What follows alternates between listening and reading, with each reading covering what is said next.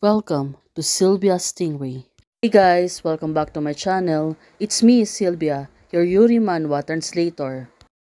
Hey guys, good morning. Let me present you the new special chapter of Phylogene. Why is that you little thief running away? This time I will definitely bring you to justice. Keep up silly, and you can catch me quickly. Phylogene said to Sissy. Right now, the two of them are still running through, but looking at Sissy, she looks really serious. How many times I've told you, you're not fast? It's Dali Temple, Shao Xing. Well, Sissy, she was really serious. Now, she was waving her swords. Enter the temple. Well, the door seems to be broken. She can easily enter.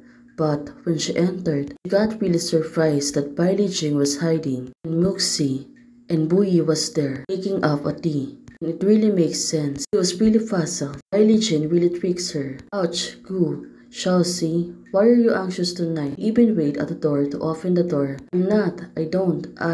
Well, this is the small theater that the author gave us. Hey guys, Bai Li Jing will come back sooner. Let's wait for this. Thank you. Bye.